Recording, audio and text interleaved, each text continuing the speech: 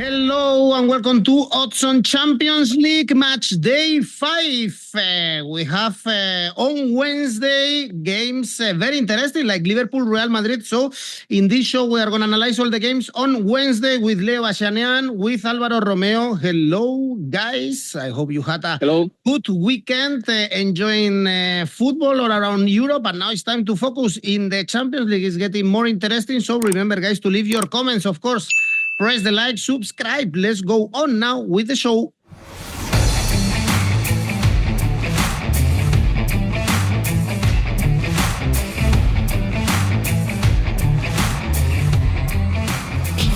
And of course, we are going to talk about Liverpool, Real Madrid, or Aston Villa, Juve, perhaps the best games we have on Wednesday. But let's start with early kickoffs. In Belgrade, we have Red Star Stuttgart. Red Star, one of the worst teams in this competition, 0.16 goals conceded, the highest tally so far. And Stuttgart, with only 4 points, are wishing to win here and have options to qualify for the knockout stages. It's a must win for the German team. Remember, only one win and was against Juventus in Torino. So I guess with odds 1.8, Leo, we should back them because it's a no-touch, this Red Star. Yes, absolutely. That's the route I will be going, 𝐿𝐭𝐴, to be honest, Edu. And I think Stuttgart is in a relatively healthy condition because going into this match day 5, in terms of like getting a playoff spot, they were superb for 45 minutes, at least in the Bernabeu. They failed, yes, it's true, to get the job done with Sparta at home. They smash and grab in Turin. They did not take their chances in the first half, at least with Atalanta, and in the end it finished in defeat on match day 4. But basically I'm saying that they're in a healthy position because overall we have seen, as I was saying, a good Stuttgart, I believe, in the competition. And before playing PSG on match day 8, Stuttgart will face the three bottom teams of the table. Red Star now, Young Boys, and Slovan Bratislava. So I think that puts them in a good position. They needed to win on the weekend, and they've done it because there were 3 matches without winning in all competitions. They are now 7th in the Bundesliga, 4 points behind the Champions League spot for the next season. Against Bochum, the opening goal was scored by 𝐿𝐴, and that is important because they don't have Dennis Undav, who is out injured probably until January 2025. Undav is the top scorer of the team with 7 goals in 16 matches in all competitions. So another player in which Sebastian Honev places some hope for sure is the Bosnian Ermedin Demirovic. He has 6 goals in so far all season, but those goals usually tend to give them points, like for example against Borussia Mönchengladbach or against Hoffenheim. Those goals gave them 3 points to Stuttgart, and they need them now, especially without Dennis Undav. Bilal Touré, also the midfielder who scored the winning goal against Juve in Turin. It's a shame for Stuttgart. He's out injured. He came with an injury from the international break. And Red Star Belgrade, as you said, is a no-touch in this at this point. Yes, they're already thinking on the qualification runs for the next season of the Champions League. In the Serbian League, they played 14 games. They won 13, but yes, in this Champions League, they have nothing to do. So for me, Stuttgart to win 1.8 is very good. And we saw how fragile are these Red Star, Alvaro, for instance, in the last game against Barcelona. But not only that, they are not showing the level to be in this Champions League. Yeah, I agree. And I've got very little to add to Leo's analysis. Only thing that Stuttgart, obviously, they don't have the firepower that they would if Undav and Bilal Touré would be available, which is something that Leo has spoken about. But still, they've got enough to beat Red Star Belgrade. Stuttgart is right now 9th in the Bundesliga, but they are going up slowly but surely. It's obviously difficult to combine 2 competitions, the Bundesliga and the Champions League together. And Red Star Belgrade at home, they may have the atmosphere, which is a little bit of a cliche because atmospheres, I don't think that they actually scare serious composed sides. And at home, atmosphere or not, the aggregate score for their home games is an adverse 3-7, so they have conceded 7, scored 3 at home. although they have played Benfica and Barcelona at the Little Maracanã, but still I think that Stuttgart has what needed to win this game, so I'm going to back them as well. Stuttgart to win 175, according to the last time I checked the odds. It could be 180, I don't know, but yeah, I think that is about right.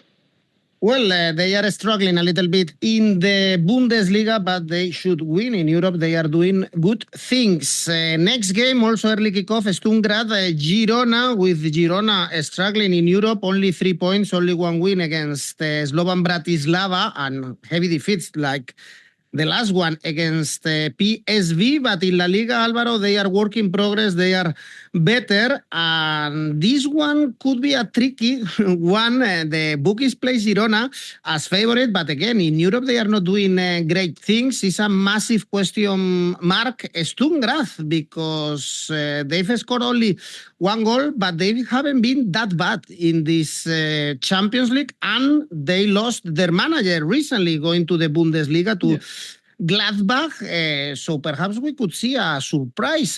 No, Girona is not that much better than Sturm Graz. I think they are.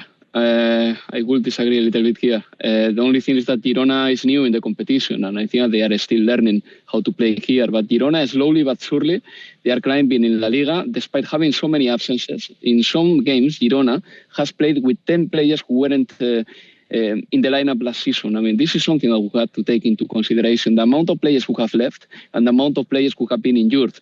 And, basically Mitchell is trying to get some cohesion from a totally new side. But little by little, Girona is going up. They are going up with a strategy that I don't know if it will work in the long run, but makes them dangerous. Basically, they are an all or nothing team. In the league, in La Liga, in 14 games, they got 3 draws. They haven't drawn a single football game in the Champions League so far. So 3 draws in total in 18 games in all competitions. That tells you that, they are about winning or losing. They lose more than win, but this is a must win for them, because after this, they will play against Liverpool, Milan and Arsenal to complete the league phase. So if they want to have a slight chance, which I believe that they won't qualify anyway, they must start by winning here. I think that they can make it. In the weekend, they won very easily, scoring 4 goals in the first half, with a player like 𝐬𝐿𝐵, for example, hitting the headlines for his performance. I don't think that Girona is going to be Champions League material in the spring, not at all. But I do believe that they've got what needed to get something out of here. But I'm going to back them, because Girona has been inconsistent in the Champions League, with an Asian handicap minus 0.25. It pays 183. Leo, do you also trust Girona here with these odds above 2? Yes, I'm back in Girona to win. I think the last maybe 2 months, they have been relatively much better for them, with those 4 wins, 2 draws and 2 defeats since the end of September. To be at this point 3 points behind Villarreal in the 4th spot, taking into account how the season started and taking into account all the problems that Alvaro has been pointing, I think is not bad at all, or at least is better than I thought when the season started.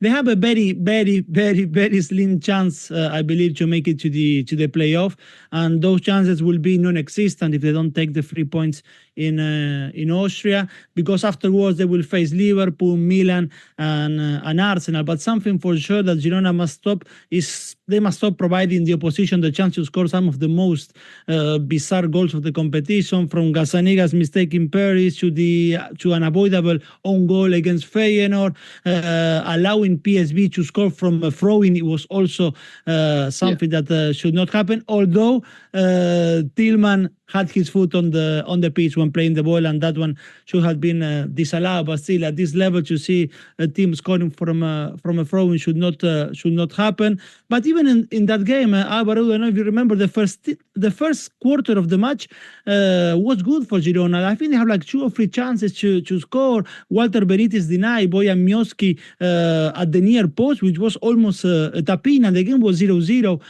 up to that point. And then they lost focus when they allowed Tillman to run, to dribble with the ball, and no one was going into the encounter of the American midfielder, and he had an easy goal to make it to 0. And from there, I believe it was gone for Girona. away from home, just 3 wins all season, and one of them has been against 𝐿𝐸𝐴 in the Copa del Rey. But again, I believe this should not be an impediment for them to take the 3 points in against Sturm Graz. So for me, Girona to win 2.15 is good. Well, some strange goals. For instance, we saw it also in the Brugge, Aston Villa. This weekend, we saw it in the Las Palmas, Mallorca. And Girona, they've been unlucky, also missing some penalties in this Champions League games. Then in the evening, we have Monaco Benfica is the first one. Monaco, one of the best teams in this competition, 10 points, and they are also doing great things in Ligue 1. They won at the weekend, of course, but they've been great, beating Bologna away, at home beating Barcelona, thrashing Red Star, and Benfica, they've been so inconsistent in this Champions League because their best game was against Atlético de Madrid, smashing them in Daluz, but against Feyenoord, they were very poor, and Leo against Bayern, they only lost 1-0, but they had no chances in Munich to get some points.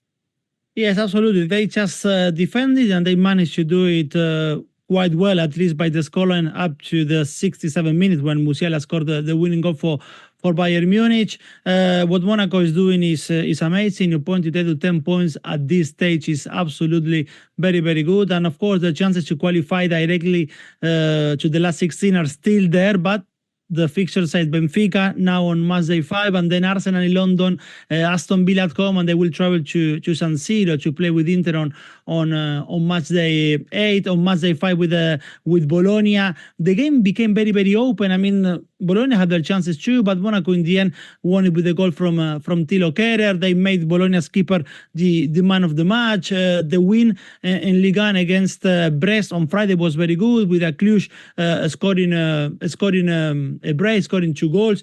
And that is important because I think this Monaco has one of the best things they have is how many attacking midfielders can step into the box. 𝐿𝐸𝐴, Golovin, Ben Seguir, even Denis Zakaria at the base of their double pivot can provide goals as well. He has 2 goals in Ligue 1 and 1 in the Champions League.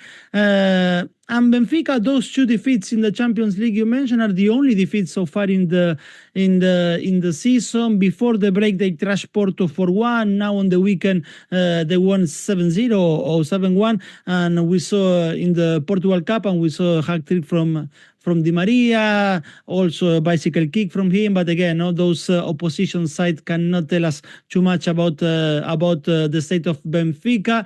𝐿𝐸𝐴 remains their main Benfica attacking threat, 8 goals in all competitions, 3 of them in 4 games in the Champions League.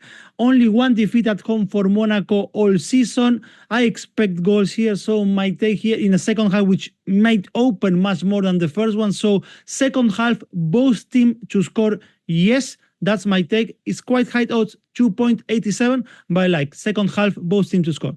Okay, we also have great odds, in my opinion, to back Monaco. 2.2 are great for a very reliable team so far.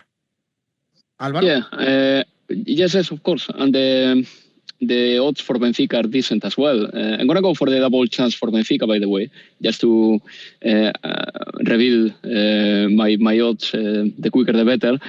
I know that Monaco, they've been good. I mean, they've got 26 points in the league. They are just behind PSG. Then in the Champions League, they've been doing a terrific job as well. Even in the game against Barcelona, I think that they were good before Eric Garcia got sent off. So, it's a team with no clear scoring outlet. Because you have the likes of Ben Seguir, 𝐿𝐸𝐴, Zakaria, Minamino. They can all score goals, but if I have to rate them or qualify them or label them, I will say that they are rather midfielders. Florian Balogun is unavailable for this game, by the way. He's important, the American footballer. But, I think Monaco is fast. Then they have the luxury of sometimes bringing in some quality from the bench. Golovin has been that player to date this season, the player who has had an impact in the second halves, to put it some sort of way. And when it comes to Benfica, yes, they have started the Champions League with 2 wins, followed by 2 losses. They beat Atlético de Madrid, for example, which was probably the best result they have recorded so far in the Champions League. They beat them properly. And Ángel Di Maria, it is as if he didn't age. I mean, he's really good this season. He has scored 8 goals in all competitions. And yeah, Benfica has been competitive so far. They are going to compete in the Primeira Liga. Porto is right now in a big crisis with the fans going out in the streets to complain about the team's performances, with André Villas-Boas having to go out in the streets and calm them down. Sporting Club de Portugal is still to be seen how they are going to be without Rubén Amorim, and I think that Benfica has a chance of being competitive and putting a fight in the league. And in the Champions League, I believe that they will probably qualify for the playoff round as well. So I'm going to go for a double chance for Benfica because I think that they have the quality to do that. 170. Well, this would be a surprise, but it's so difficult to read Benfica so far in the Champions League. Another great game in Villa Park, Aston Villa, Juventus. Juventus played a really boring game against Milan, a boring draw, another clean sheet, though. For them, 7 points so far in this Champions League. Away, they beat Leipzig in the last minute. They drew with Lille, so good results. Their only defeat came at home against Stuttgart, and Aston Villa are in a delicate moment in the season. Alvaro, 6 winless games, and their last game, remember, was that defeat in Bruges with that stupid penalty. Well, the massive mistake of Tyrone Mings, footballer who has always been very overrated, in my opinion. But, it's not the greatest moment for Aston Villa, that's for sure. In the weekend, they drew with Crystal Palace in a game in which they were behind the scoreline all the time until Ross Barkley in the 77th minute got that equalizer and Aston Villa got a point. But I think that for Aston Villa, the miss of Onana is quite big. I don't know if Leo agrees with this, but the other day I could see Crystal Palace just destroying Aston Villa with passes, vertical passes, in the central channels. And no one was there to tackle them. I don't think that Yuri Tielemans is holding midfielder of any sort, and Ross Barkley either. Both of them, they have a tendency to go up and stays down there, as a holding midfielder, as an anchor, and with a defensive vocation. I think that Aston Villa is missing that these days. And of course, they have become a little bit leaky. The mistake of Tyrone Mings against Bruges was absolutely stupid. And that disqualifies him for me to play in the Champions League again against a team like Juventus. And Juventus is weird because they got 10 clean sheets in the Serie A so far, including clean sheets against Milan, against Napoli, against Lazio. Only Inter, Parma and Cagliari have scored against them in the country. So you could say, oh yeah, Juventus defense is fantastic. But then in the Champions League, they haven't recorded any clean sheet. So they've got this strange duality. It's like they are getting to know the Champions League, this competition, whereas in the Serie A, they know exactly the ground they are stepping. And probably that applies to Thiago Motta as well. Thiago Motta hasn't been in the Champions League for a little while, and he's getting to know the competition, Juventus manager as well. It's not going to be easy for Juve without Dusan Vlahovic, who I believe that he won't be available. Nico Gonzalez is a doubt. Milic shouldn't be there, and we know that Bremer is out for the season. So those are very important absences for Juventus, but Aston Villa is not in his best moment. I believe that Juve will try to calm the things down a little bit and take the game to their ground, if that makes sense. So I'm going to go for a first half draw, 2-16.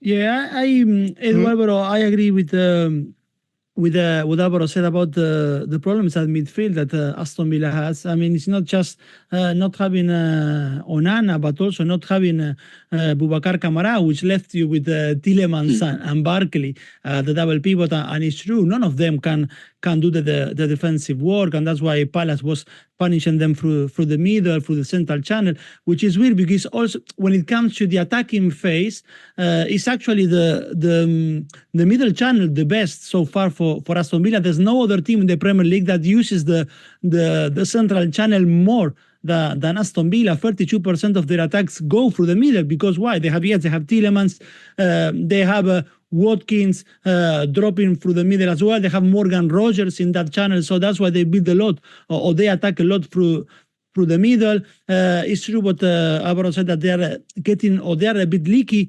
lately, coinciding with this bad run of 6 winless games in all competitions. They have conceded 11 goals in the last 5 games in all competitions, when in the previous 5 games they scored. I mean, they conceded only twice. I think Unai Emery is still trying to find the best balance and partnerships in defense.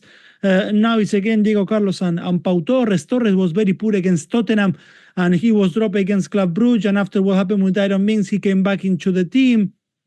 Henry Konsa is out injured, but against Palace, Matty Cash was benched alongside Lucas Dean, maybe to preserve them to play against Juventus. But the reality that both fullbacks against Palace on the weekend were Madsen on the left and Bogarde on the right. To keep a clean sheet against Juventus might not be as a big challenge as it was against Bayern Munich, because those injured players that Alvaro said, Vlahovic, Nico Gonzalez, Timothée Weah did not even start against Milan, but I believe he might start in Villa Park. Miners is struggling in attack for Juve. Against Milan in San Siro, he lost possession 13 times. That's a lot, and the expectations are huge with the Dutch player after the move that cost Juventus 60 million euros to bring him from Atalanta.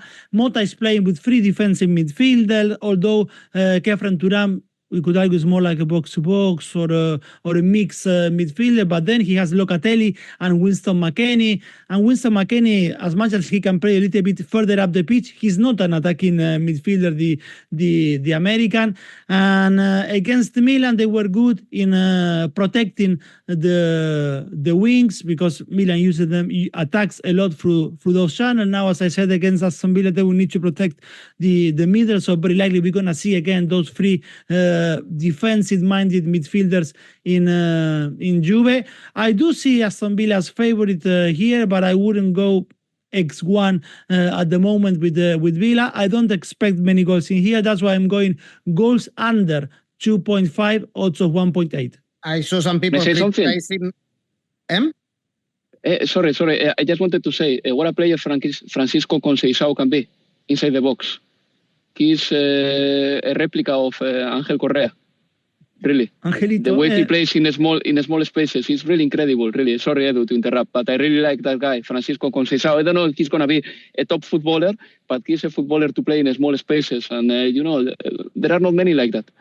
Well, I saw some people criticizing Thiago Motta these days because he had less points than Allegri, with supposedly a better squad at this stage of the season. But in the Champions League, they are doing all right. The winner have a lot of chances to qualify for the top 8, in my opinion, in this Aston Villa Juventus. Same time, Bologna Lille. Here, Bologna struggling a lot in the Champions League. Only 1 point, no goals scored so far.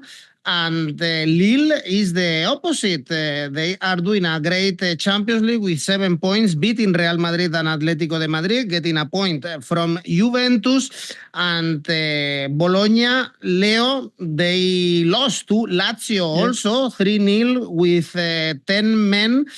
They are not competing in Europe. This is the reality. It's true also that they've had a really tough schedule in the Champions League. They were not lucky with the draw. Yes, absolutely. The only team of the 5 that have made their Champions League debut this season not to have scored yet. Bologna is not coming as a surprise to a point, because in Serie A the story is not very different in terms of like goal scoring power. They netted 15 times in 12 matches. They are 8th with a game in hand, which is not too bad.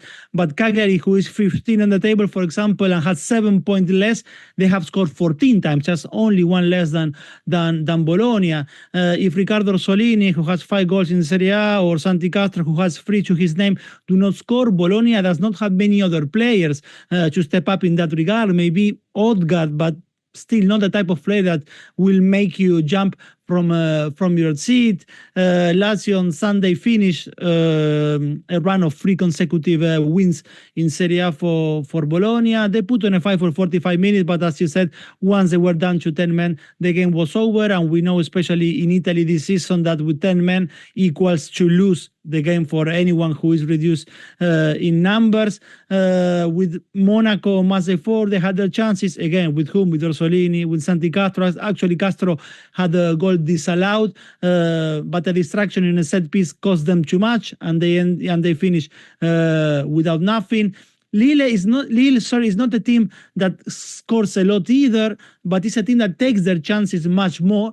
In Ligue 1, they are 4th in place. They won 1-0 against Rennes in the weekend. But Lille is the team that scored the least from the top 8 in Ligue 1. The secret, of course, is that they do not concede too much, because they have conceded only 1 more goal than PSG and Monaco. Jonathan David, 4 goals in this Champions League. But the Canadian, for example, ranks 38 in goals attempt in this Champions League. However, on the defensive side, you will see more players from Lille getting higher in different statistics. Like, for example, Alexander Ribeiro, the center back, is a defender with the 2nd best ball recovery so far in this Champions League. Or André in midfield is the 4th in this Champions League with more tackles. There was a moment in the season when they were in a very bad run of 4 consecutive defeats, but Lille is at the moment enjoying a very good form, 6 wins and 5 draws in the last 11.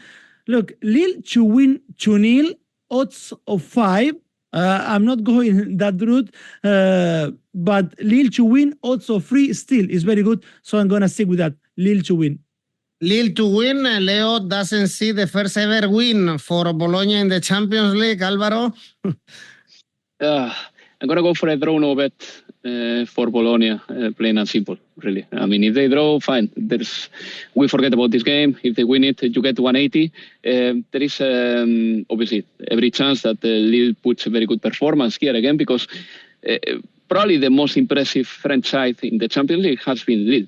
I mean, considering the opposition they have faced. I mean, they have played against Juventus, Atletico, Real Madrid, and Sporting Club Portugal. And they've got footballers, not only like Jonathan David, who has scored almost the half of the goals of the team this season. He has scored 13 in all competitions. But Edon Zegrova, for example, with 8 goals, is a footballer that shouldn't go overlooked either, the Kosovarian footballer. So, I think that they have the firepower. Angel Gomes is a player that playing for England, probably he now believes that he's a very good footballer after doing good seasons with Lille in the past. The power is there. The danger is there. They've got good footballers.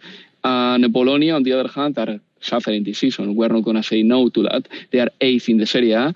But it's true that at home, they are not that bad. It's true. They lost against Monaco, 1 defeat at home this season, but they haven't lost at home in the Serie A, for example. This is something that points me in the direction of backing Bologna just slightly with a draw no bet, thinking maybe this is the time when Bologna can correct a little bit their situation. Again, like I said about Girona before, I don't think that they will be playing Champions League football in spring. I mean, obviously, they don't have the quality for this. 2 players who add a lot of depth and width, especially with are Ndoye and Ebiser, both Swiss internationals. I think that they are not going to be available, which is a shame for Bologna.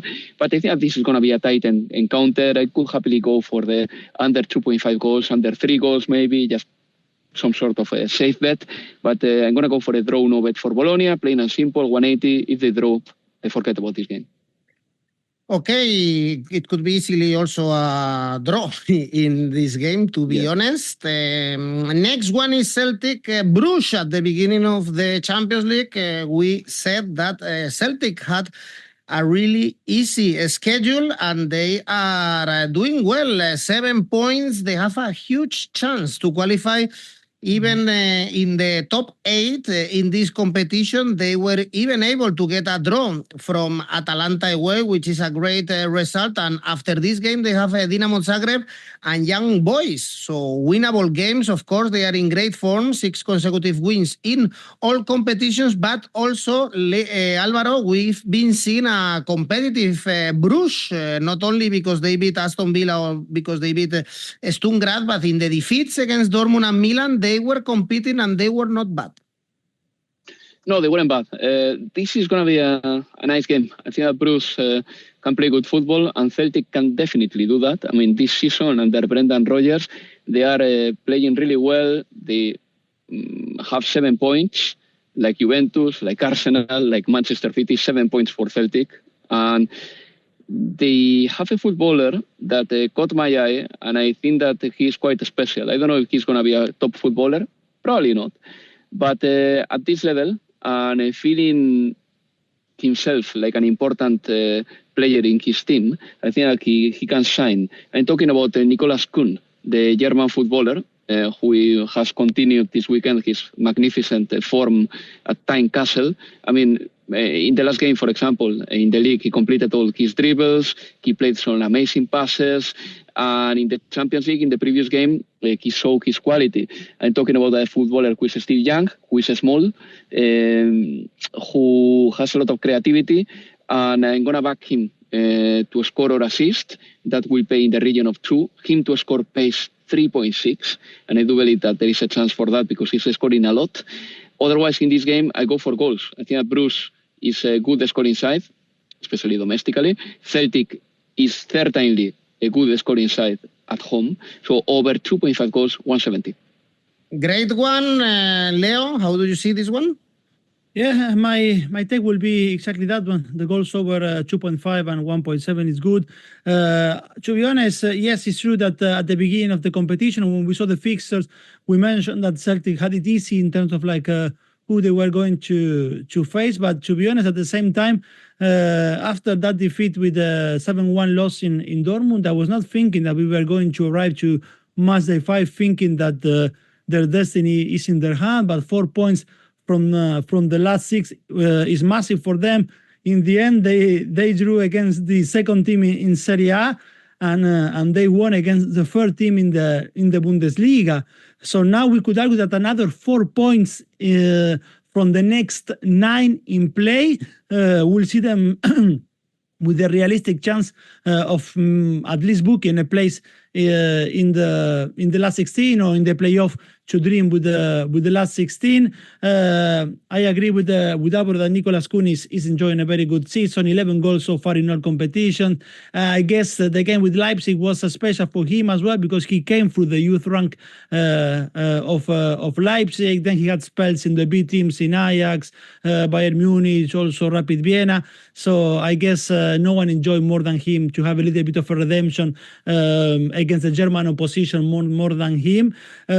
I think that Brendan Rodgers, if something that maybe, or it looks like, has changed so far, is a bit of the mentality of this Celtic side, because they conceded first against Leipzig, but after the equalizer, they kept pushing. By the 5th minute of the second half, 𝐿𝐭𝐚 could have scored already a hat trick. So yes, they had to suffer, of course, after they went 2-1 up, which is normal. Again, we are talking about the third team in the Bundesliga, as much as they are disappointing in this Champions League. But Club Brugge has a lot to play as well in this game. 6 points out of 12 is not bad for them. 1 defeat only in the last 11 games in all competition. I agree that they have been very competitive in their defeats with Dortmund and with Milan and with Aston Villa. As much as Tyrone Mings gave them an earlier Christmas present, they're very, very, very well organized. So I believe both teams were gonna go here for the win because they need it and because it could secure their destiny in this Champions League. So again, goals over 2.5, 1.7. Then you both agree to see goals in Celtic Park. Perhaps we also see goals in Zagreb, Dinamo Zagreb, Borussia Dortmund is the next one. 7 points for the Croatian champions, 9 for Borussia Dortmund. Be careful with this game because the odds are very low for Dortmund, but they've been so poor when they are traveling, even worse than last season. 6 consecutive defeats in all competitions away since they beat Brugge in the Champions League. And Leo, surprisingly, Dinamo Zagreb are doing all right since the defeat 9-2 with Bayern Munich. It's true that they beat Slovan Bratislava and Salzburg, which are not great teams, but still, you have to beat them. Absolutely, and to be honest, maybe the story of this new Champions League is to be found in the 15 and the 16 positions with Celtic and Dinamo Zagreb, because one was trashed, as we said, 7-1 on match day 2, the other one was trashed 9-2 on match day 1, both against German teams, and they are both now with 7 points and in a playoff position. And actually, Dinamo should have had 2 more points when we think how was the game against Monaco. They were leading 2-0 up to the end of the match, and in the end they have to get only a point on match day 2.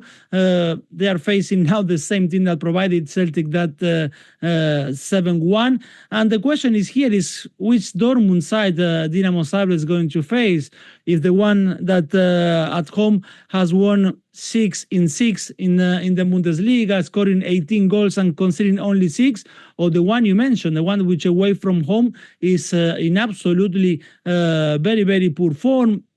This said, they took 3 points against Brugge away from home in this Champions League, but again, it was a game in which Brugge was very competitive, and it was decided with 5 minutes before the end of the match. A good piece of news for Dortmund is 𝐬𝐭𝐴, the midfielder who scored on the weekend, and a midfielder who developed under Pep Guardiola in Manchester City, and could be now, I believe, it could be of very good use in Manchester City midfield to have 𝐬𝐿𝐴, but another youngster who decided that his place was not to be at City because of playing minutes.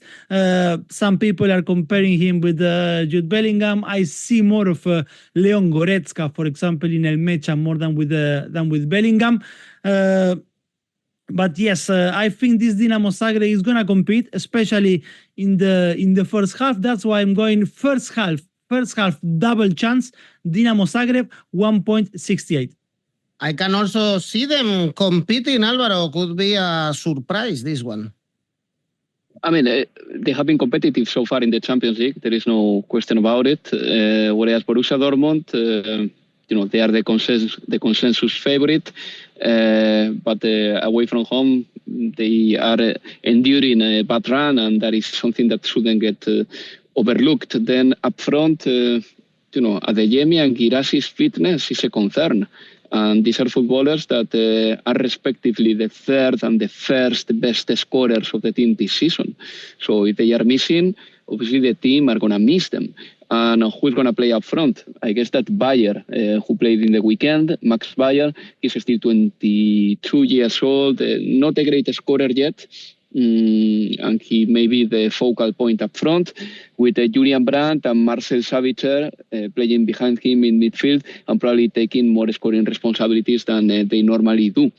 But yeah, this is going to be for me the key aspect. I mean, who's going to play up front for Dortmund? So, look, I'm going to say something that may sound like I am just not taking responsibilities here, which could be wait until you see the lineup, because if 𝐬𝐿𝐴 and 𝗀𝗏𝐿𝐼 are up front, the team is different, especially with 𝗀𝗏𝐿𝐼, I think, who has been really good, and his landing at Dortmund has been terrific after a formidable season at Stuttgart. So I will wait for the lineup. I am inclined to back Dortmund here with a win, 173, but I am totally aware of the difficulties that Dinamo Zagreb will present. In Champions League, they've got a lot of points. I don't know exactly what is it that they do so well, but the truth is that they have been competitive. So therefore, it's not going to be an easy game. I'm going to wait until the lineup is ready, because I think that 𝗀𝗏𝐿𝐼 and 𝐬𝐿𝐴 not being or being, it could be an equivalent of, seriously, Salah and Luis Diaz being or not being, something like that. So I'm going to wait. Well, let's move on to the next one. Is at Anfield, Liverpool, Real Madrid, the best game we have in this Wednesday, the Champions League final of 2022, the Champions League final of 2018, and with Liverpool, probably the best team in Europe so far, top of the Premier League, 8 points ahead. Top of the Champions League, all wins. Mohamed Salah, perhaps the best player so far in Europe, is 13 wins and 1 draw against Arsenal in the last 14 games, and Real Madrid, Alvaro, with a lot of problems, a lot of injury problems, also already 2 defeats in this Champions League against Milan and Lille. Next game is in Bergamo against Atalanta. So Real Madrid is under pressure, Liverpool on fire, and the bookies place the Reds as favorites. I can see why. Sometimes Real Madrid being in better conditions and in a better form has also been the underdog according to the bookies. But, I have always challenged that when Real Madrid was very good and, it wasn't placed as favorite against the likes of Manchester City, even at Santiago Bernabeu. But this time I can understand why Liverpool is the favorite. If you look at the head-to-head between these two teams, I think that there is probably, or there will be in the camp of Liverpool, a feeling of vendetta because Real Madrid has prevented Liverpool from winning 2 Champions League in 2018 and in 2022. And Real Madrid has eliminated Liverpool from the Champions League twice in the last 5 years. So Real Madrid got the better of Liverpool lately. The last time that Liverpool beat Real Madrid was in 2009, that magic night of Fernando Torres and Rafa Benítez.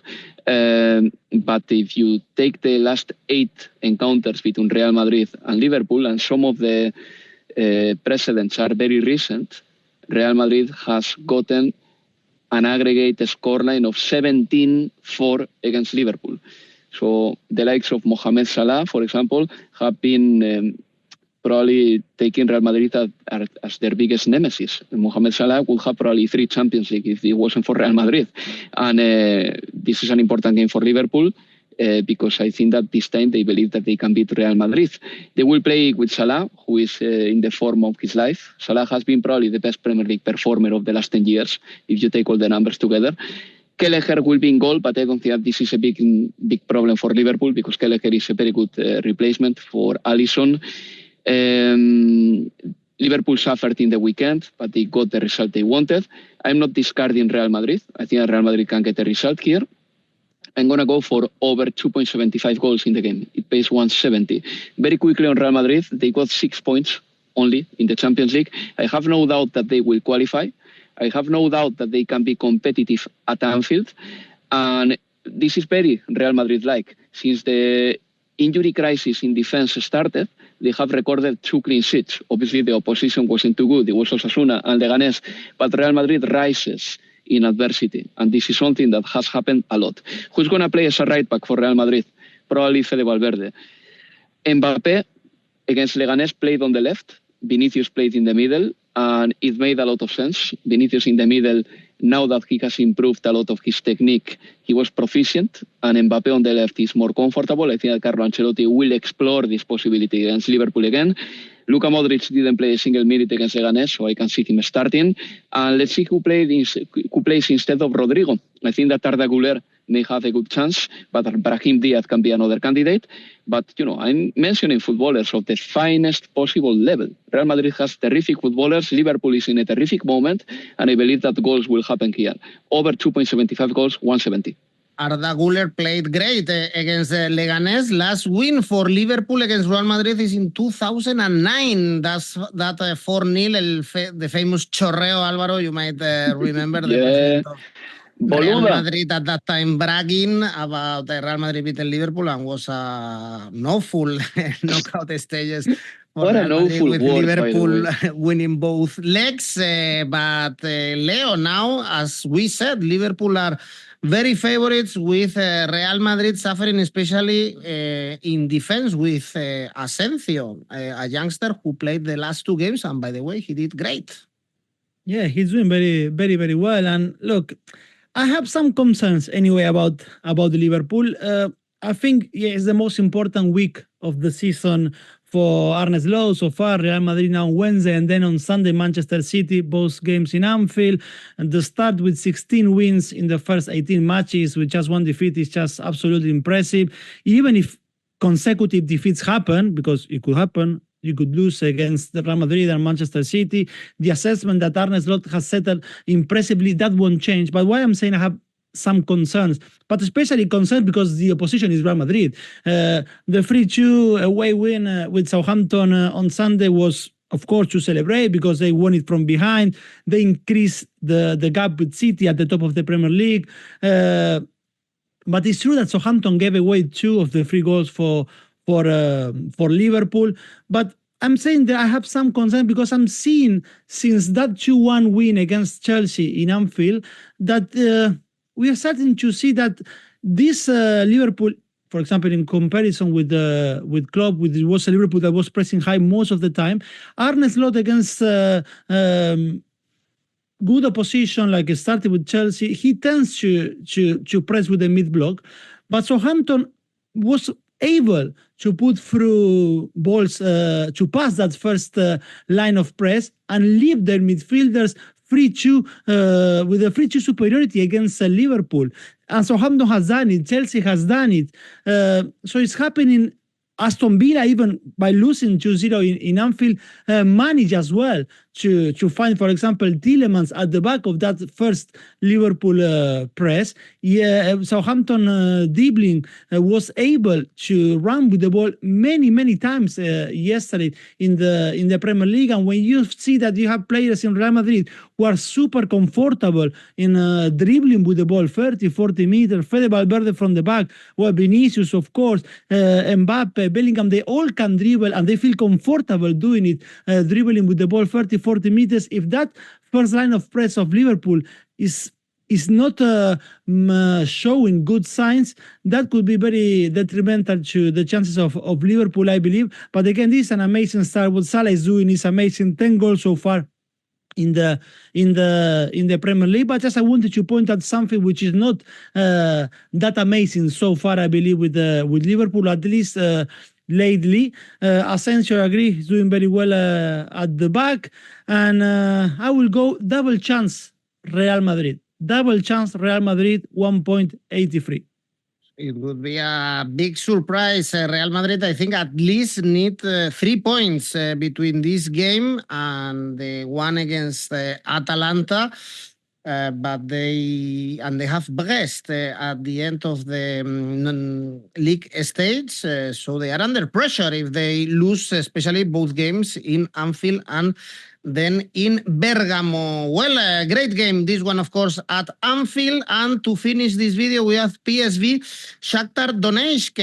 PSV, top of the Eredivisie, but in the Champions League, only 5 points. Their only win was against Girona, 4-0, but they got also some other good results, like the draw against PSG or against Sporting Lisbon, and they are massive favorite. Look at the odds, it's only 1.4 to beat this Shakhtar, Leo, with only 4 points, and their only win came against Young Boys. So we understand why PSV are that favorite.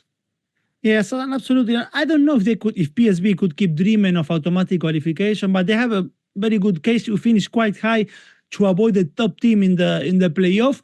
At least the fixtures invite to that possibility, with Shakhtar now and then Brest and then Sturm Graz in line before closing the league stage at home with Liverpool, and their focus should be here in this Champions League, in finishing as high as they can to avoid the top team in the potential playoff, because in the Eredivisie they have 12 wins, 1 defeat, 5 points clear over Utrecht, and 7 clear against Ajax. With Girona on Matchday 4, they showed their best football in the competition so far. Only the first 15 minutes, as I said before, with Girona, they felt under pressure. Malik Tillman, the American player, scored and assisted and was the man of the match. The experience of Ivan Perisic and the experience, leadership and goals from Luuk de Jong is also blending very well with PSV youth. On the weekend, Ricardo Pepi scored a hat-trick. He has already 9 to his name in the Eredivisie so far in 12 matches, which is already, 2 more than all of last season for him. Yeah, of course, Shakhtar, the win against Young Boys was good to at least reach 4 points, but I can't see them getting into playoff positions, with Bayern and Dortmund still to play for them after PSV. For the Dutch team, 8 matches at home this season between Eredivisie and Champions League, 7 wins and 1 draw, the one with the Sporting Lisbon. My take here, PSV to win plus goals over 1.5, odds of 1.7. Okay, Shakhtar Donetsk, only 2 goals scored, so it might be another option, PSV to win 2-0, for instance, Alvaro? Could be, even though maybe PSV's approach is not exactly like trying to record clean sheets, no? I mean, maybe they don't take pride out of that match. In the Eredivisie, they have conceded less than a goal per game, 9 conceded in 13 games, which is, good numbers, but maybe not the numbers of a super defensive side. And then the other day, we saw how they beat Girona, yes. But until they beat Girona, they weren't doing well in the Champions League. I mean, they have conceded 5 in 4 games, and they scored 4 against Girona, which corrected a little bit their goal difference as well. But this is a must-win for PSV, because after this they play against Brest, then Red Star, and then Liverpool. So they've got 3 games that are not winnable, but present a good opportunity to win. They have to get the job in the coming 3 games, and then the last game against Liverpool is going to be very difficult.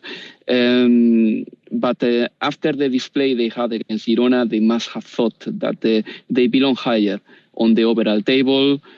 This game equals a big chance to earn 3 more points and take their point tally to 8. Then Ricardo Pepi is a footballer that has been surprising and has been efficient as well, and has been very timely too. We're talking about a player who has scored 7 goals in the Eredivisie, 1 every 66 minutes. A goal in every 79 minutes for club and country in all competitions. And he's still 21 years old, so maybe we are here in front of a footballer who is on the rise. Let's see, because sometimes we have to take with a pinch of salt what happens in the Eredivisie. And Shakhtar Donetsk, yes, not a high scoring side. We know about that. In the Champions League, only 2 players have scored for them. One of them is 𝐬𝐭𝐴𝐵, the other one is 𝗀𝗶𝗀. I think that PSV has the opportunity to get something out of here. I'm going to back them with an Asian handicap -1, 163. And following up one of the tips that Leo gave, PSV in Eindhoven to win and over 2.5 goals in the game, which is slightly more than what Leo said. It pays 191, and it will follow the same trend and routine than the game against Girona. And I can see that happening again. But especially I like the Asian handicap -1 for PSV. I like the atmosphere in the Dutch stadiums in the Champions League, in the 𝐻𝐿𝐴, in the Philips Stadium, in the Johan Cruyff Arena.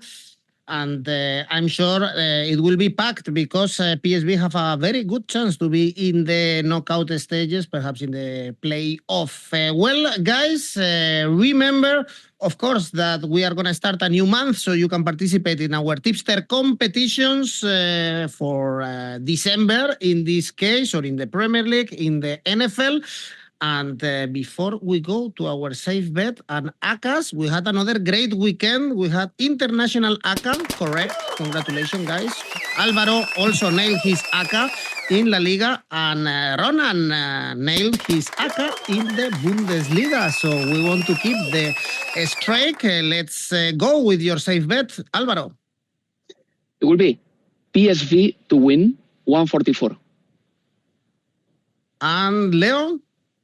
Mine is Monaco Benfica, goals over 2, odds of 1.3. And ACCA, Leo? Double chance Lille, Celtic Brugge, goals over 2.5. Both teams to score yes, Liverpool, Real Madrid, and PSV to win. This 4 leaves me with an ACCA of 5.53. Okay, and the Gyökeres of Oddspedia on a very good striking condition. Alvaro, Romeo? Let's see, I'm going for goals, as Gyökeres would. At the end of the day, in the Champions League, there is an average of over 3 goals per game. Obviously, games like Bayern, Dinamo Zagreb help a lot. But I'm going to go for the following. PSV Eindhoven to win and over 1.5 goals. Liverpool, Real Madrid over 2.5 goals. Celtic, Club Brugge over 2.5 goals. Altogether, 4.16. Well, tell me in your comments, guys, your tips, your ACCAs for this Wednesday on the Champions League. Thank you, Alvaro. Thank you, Leo. See you very soon. Bye-bye. Bye-bye.